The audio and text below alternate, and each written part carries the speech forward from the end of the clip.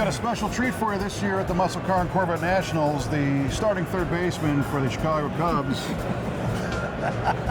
and A-body restorer extraordinaire, Mr. Dan Vasic. Dan, good to see you. Hey, Kev, how are you? Good to see you again. Yeah. Appreciate it. This is nice because this helps you match your shirt and your hat and everything. Exactly. I got to represent the Cubs. I've been a loyal Cub fan since I was a little boy, so I just thought it'd be a good tribute to be here and represent. It's time. It's time. Yes. It's time. Well, speaking of winning performances, here we are at the Muscle Car and Corvette Nationals again. Yes. And today, we've got you in the Day 2 display.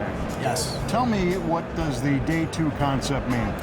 Day 2 is a pretty fascinating concept.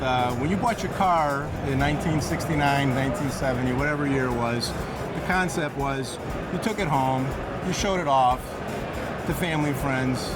Next day was Day 2, and that's when you started taking off the parts that weren't so cool, that were GM select parts. For example, the shifter, they weren't the best shifter maybe, so you wanted to put a different shifter in the car that performed better to the car. You wanted to put different tires and wheels and personalize the car to your own liking. So the concept became Day 2. And the second day of you owning the car, you took off the bad parts and put on some really cool aftermarket goodies that were available in that era.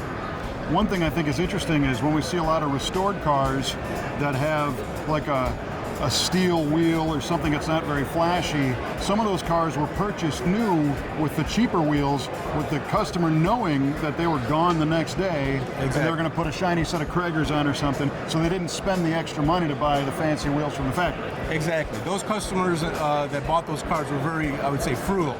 Savvy, yeah. Because they knew exactly what they wanted, and what some of the things that GM offered wasn't exactly on their punch list. Sure. Well, so what's the difference between a Day 2 car and a car that just has a bunch of aftermarket parts on it? Well, Day 2 is period correct also. Okay. So you can't just go and buy a Krager that's produced today if you want to make it authentic and correct. Gotcha. You want to buy that Krager wheel that was produced when that car was built, or very shortly after, and that would make it very vintage. So some of these cars here were judged, and the judges were looking for factory correctness, such as that. And time period correctness. You didn't want to have a tachometer that read 1997. You Gotcha. wanted a vintage tachometer that read whatever 1960 vintage tachometer it was. So is there a kind of a cutoff time period of when the parts aren't quite as authentic? You know, for example, we're standing in front of, this is a 66 GTO, 67? 66, yep. 66 GTO, so what's the latest on this particular car, that would be still considered authentic Day 2? Yeah, I would say maybe like a 4-year period, something like that is what I would say. And that's just my opinion. But you want it close. Anything after 5 years is like, it's cool, but I like to have a little closer date.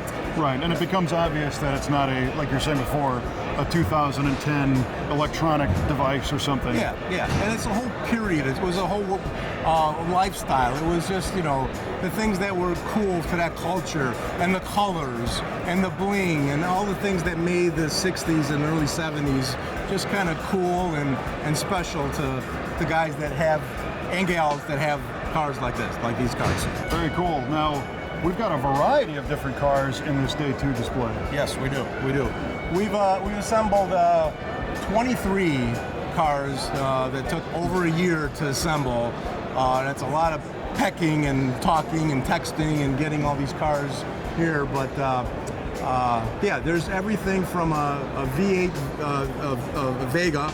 That's a Yanko Vega. That's got some cool Day 2 parts on it, to anything as a psychedelic paint job as these two cars you see here.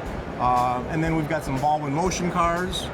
We've got some cool Camaros. We got some Copo Camaros. So it was all about being brash, loud, and an image that we had.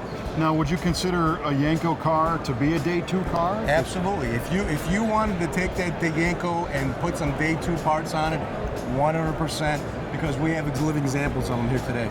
But that one might even be kind of a gray area, because a Yanko really wasn't a assembly line produced car to begin with. Correct.